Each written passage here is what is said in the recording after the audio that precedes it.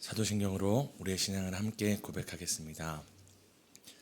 전능하사 천지를 만드신 하나님 아버지를 내가 믿사오며 그 외아들 우리 주 예수 그리스도를 믿사오니 이는 성령으로 잉태하사 동정녀 마리아에게 낳으시고 본디오 빌라도에게 고난을 받으사 십자가에 못 박혀 죽으시고 장사한 지 사흘 만에 죽은 자 가운데서 다시 살아나시며 하늘에 오르사 전능하신 하나님 우편에 앉아 계시다가 저리로서 산자와 죽은 자를 심판하러 오시리라.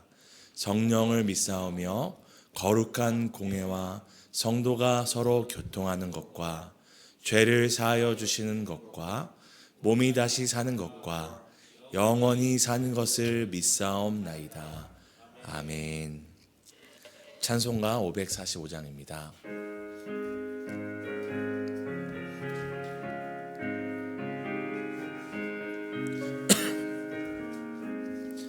이 눈에 아무 증거 아니 되어도 믿음만을 가지고서는 걸으며 이 귀에 아무 소리 아니 들려도 하나님의 약속이 서리라.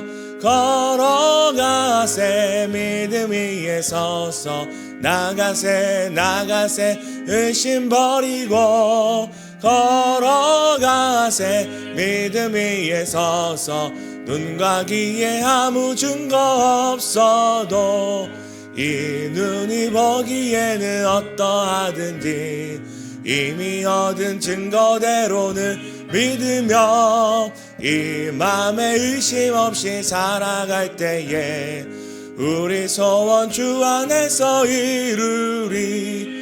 걸어가세 믿음 위에 서서 나가세 의심 버리고 걸어가세 믿음 위에 서서 눈과 귀에 아무 증거 없어도 주님의 거룩함을 두고 맹세한 주 하나님 아버지는 참 미쁘다. 그 귀한 모든 약속 믿는 자에게 능치 못할 무슨 일이 있을까. 걸어가세 믿음 위에 서서 나가세 의심 버리고 걸어가세 믿음 위에 서서 눈과 귀에 아무 증거 없어도. 아멘. 신명기 11장입니다. 구약성경 신명기 11장 1절에서 9절 교독하시고 마지막 9절은 함께 읽도록 하겠습니다.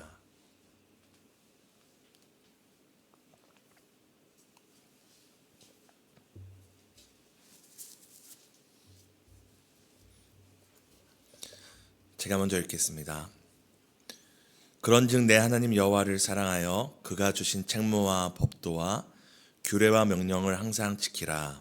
너희 자녀는 알지도 못하고 보지도 못하였으나 너희가 오늘날 기억할 것은 너희의 하나님 여호와의 교훈과 그의 위엄과 그의 강한 손과 펴신 팔과 애굽에서 그 왕 바로와 그 전국에 행하신 이적과 기사와 또 여호와께서 애굽 군대와 그 말과 그 병거에 행하신 일 곧 그들이 너희를 뒤쫓을 때에 홍해물로 그들을 덮어 멸하사 오늘까지 이른 것과 또 너희가 이곳에 이르기까지 광야에서 너희에게 행하신 일과 루벤 자손 엘리압의 아들 다단과 아비람에게 하신 일 곧 땅의 입을 벌려서 그들과 그들의 가족과 그들의 장막과 그들을 따른 온 이스라엘 한가운데서 모든 것을 삼키게 하신 일이라. 너희가 여호와께서 행하신 이 모든 큰 일을 너희의 눈으로 보았느니라. 그러므로 너희는 너희에게 명령하는 그 명령을 지키라. 그리하면 너희가 강성할 것이요 너희가 건너가 차지할 땅에 들어가서 그것을 차지할 것이며. 함께 읽겠습니다. 또 여호와께서 너희의 조상들에게 맹세하여 그들과 그들의 후손에게 주리라고 하신 땅 곧 젖과 꿀이 흐르는 땅에서 너희의 날이 장구하리라. 아멘. 오늘도 말씀과 기도로 하루를 시작하시는 모든 성도님들 축복하고 환영합니다. 성경에서 중요한 키워드가 한 가지 있다면 그 중에 하나는 바로 기억입니다. 기억. 왜냐하면 기억에서 하나님의 역사가 시작되기 때문입니다. 우리 함께 출애굽기 2장 24절에서 25절을 읽도록 하겠습니다. 하나님이 그들의 고통 소리를 들으시고 하나님이 아브라함과 이삭과 야곱에게 세운 그의 언약을 기억하사 하나님이 이스라엘 자손을 돌보셨고 하나님이 그들을 기억하셨더라. 아멘.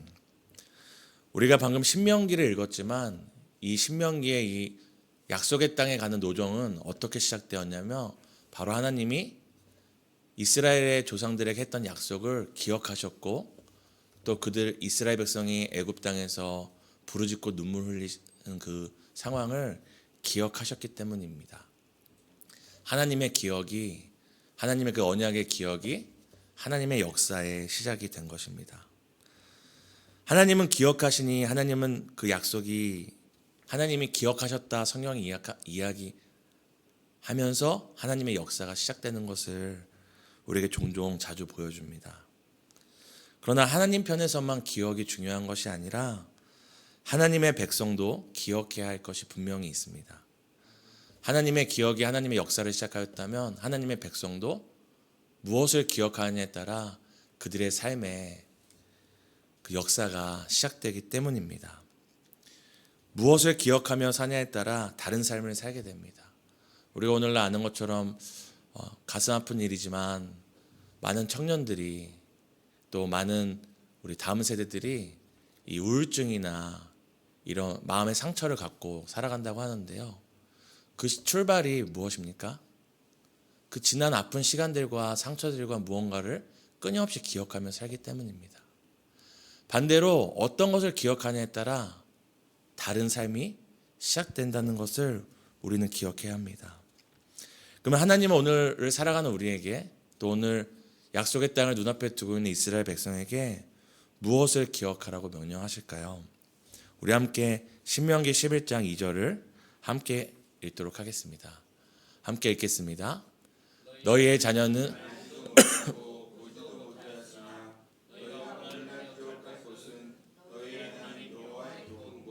그의 위엄과 그의 강한 손과 펴신 발과. 하나님께서 지금 이스라엘 백성에게 너희는 기억하라, 너희가 기억할 것이 있다 얘기하시면서 이게 쭉 읽었던 2절 뒤로 이렇게 열거를 하시는데요. 그것을 이렇게 정리하자면 바로 하나님께서 종되었던 애굽 땅에서 구원하셨던 것부터 오늘 이 명령을 듣는 이 자리까지 인도하신 그 모든 순간순간 과정을 기억하라는 것입니다. 그 시간을 좀 더 살펴보면은 먼저는 그 시대에 가장 강했던 왕이었던 애굽의 바로 왕의 손에서 건지신 것을 기억하라고 이야기합니다. 그런데 이스라엘 백성이 애굽 땅에서 나올 때 나온 것으로 끝났나요? 바로 이 바로 왕과 군대가 이 미련을 버리지 못하고 병거와 군대를 가지고 걸어가는 이스라엘 백성을 병거와 군대를 갖고 쫓아온 사건이 있었습니다. 걸어가는 것과 말과 병거를 타고 쫓아오는 것은 비교할 수 없는 싸움이죠. 그런데 하나님이 거기서도 건지셨다라고 이야기합니다. 그리고 또 이스라엘 백성이 마주했던 것이 무엇입니까? 홍해라는 사람의 두 발로는 건널 수 없는 그 길을, 장벽을 마주했습니다. 그런데 하나님께서 어떻게 하십니까? 그 두 발로 그 홍해를 건너게 하셨습니다.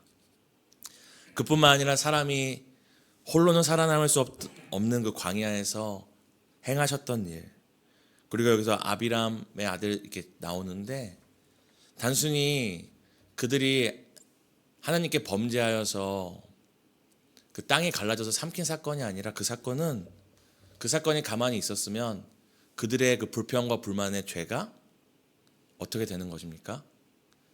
이스라엘 백성 가운데 끊임없이 오염되고 전파되는 위험이 있었습니다.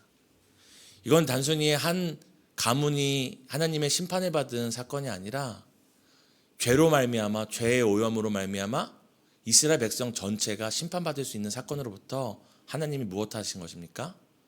땅을 벌려 죄를 단절시키신 것입니다. 죄와 사망의 위험에서 단절시키신 것입니다.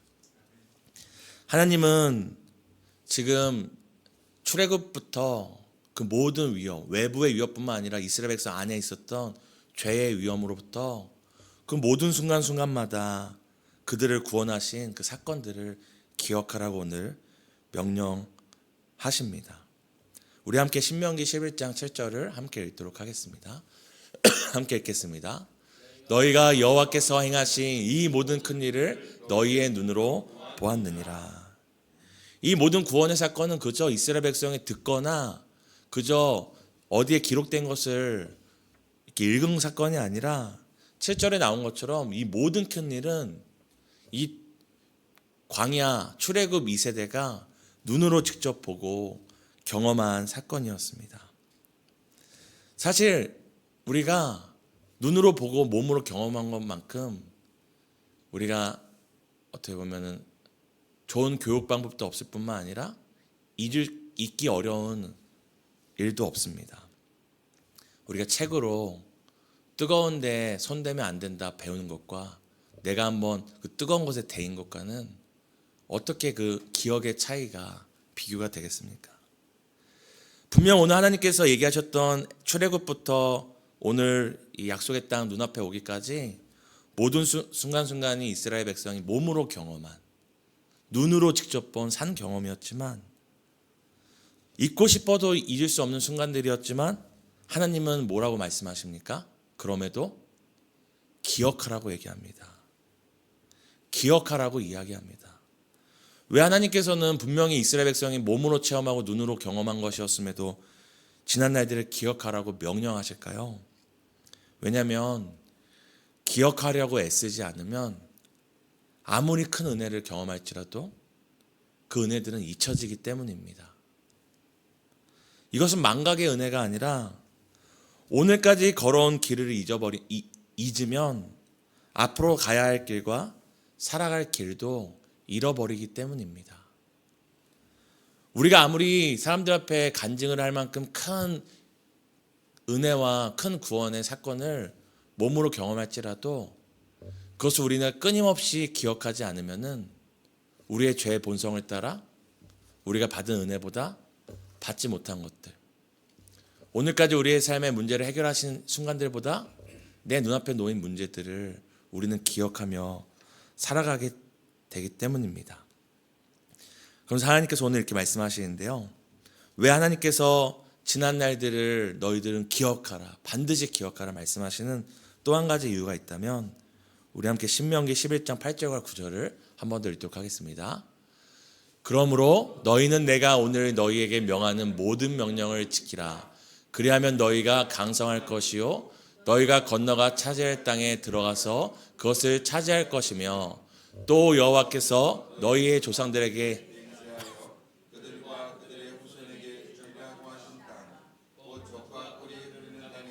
너희의 날이 장구하리라. 아멘. 하나님께서 지난 날들을 기억하라고 하는 이유가 첫 번째는 크신 은혜도 기억하지 않으면 잊혀지기 때문이고, 두 번째는 지난 날에 베푸신 그 큰 은혜를 기억하는 것이 앞으로 약속하신 땅, 허락하신 새 땅에 들어가 살아남을 수 있는 방법이기 때문입니다. 하나님의 그 명령을 지키는 것이 오늘 우리가 읽었던 8절과 9절에서 그 조상들에게 약속했던 새 땅에 들어가 그 삶이 장구하게 영원히 살아갈 수 있는 방법이라고 이야기하는데요. 그 하나님의 명령이 무엇이었습니까? 앞서 읽었던 11장 2절에서 기억하라는 것이었습니다. 하나님이 허락하실 약속의 새 땅에서 들어가는 것만 중요하지 않잖아요. 그 땅에서 살아가는 게 중요한데 그 땅에서 장구히 살아갈 수 있는 방법 또한, 그 명령 또한 무엇입니까? 오늘까지 인도하신 그 은혜를 너희가 기억하는 것입니다. 새로운 하루, 새로운 삶을 살아가는 첫 출발은 바로 하나님을 기억하며 사는 것이고, 또 하나님께 주신 하루하루 가운데 우리가 영원토록 그 은혜를 누리며 살아가는 것 또한 하나님이 오늘까지 베푸신 은혜들을 잊지 않으려고 몸부림치며 기억하며 사는 것입니다. 바로 하나님을 기억하며 사는 것, 하나님께서 오늘까지 인도하신 것을 기억하며 사는 것이 하나님으로 살아가는 방법이고 하나님으로 오늘을 사는 방법입니다. 하나님께서 그렇게 기억하며 살아가야 될 것들을 한 가지 더 구체적으로 말씀해 주시는데요. 우리 신명기 11장 13절 14절을 함께 읽겠습니다.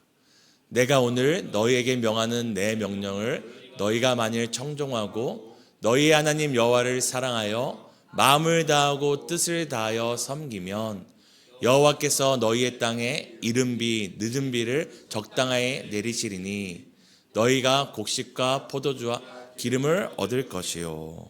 아멘. 하나님께서 너희가 약속하신 새 땅에 들어가면은 오늘까지 너희를 인도하신 것을 기억하며 살아가라고 이야기합니다. 그렇게 오늘까지 인도하신 그 매 순간 도우신 성경이 얘기하는 그 에베네셀의 은혜, 오늘까지 여기까지 때를 따라 채우시고 이끄시고 도우셨던 것을 기억하며 살면 어떤 은혜를 주시겠다고 얘기합니까? 여호와 이래, 여호와께서 준비하셨다.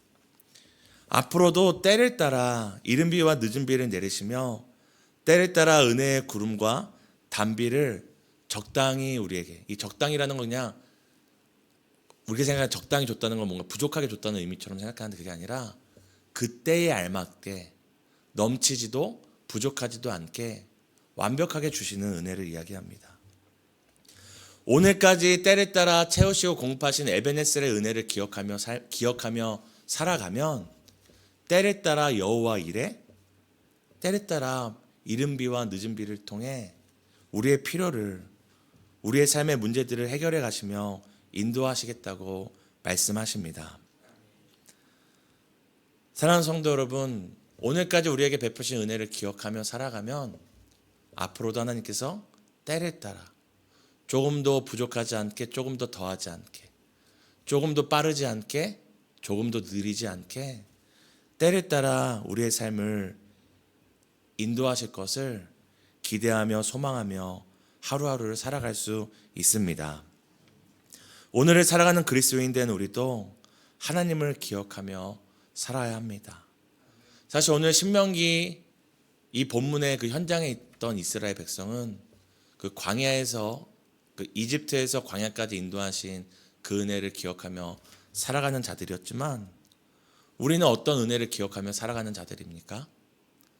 하나님이 육신을 입고 이 땅에 오셔서 우리의 인생의 그 애굽에서 종되었던 인생에서 우리를 건지시고 우리를 살리시고 성령으로 우리와 함께 하시며 말할 수 없는 탄식으로 우리를 도우신다는 그 은혜의 기억을 갖고 살아가는 자들입니다. 그러므로 우리는 이 출애굽 2세대보다 더 그 은혜를 받은 자들이요, 더 큰 은혜의 경험을 한 자들이기 때문에 우리는 그 더 큰 은혜를 기억하며 하루하루를 살아가고 또한 하루하루를 살아갈 수 있습니다.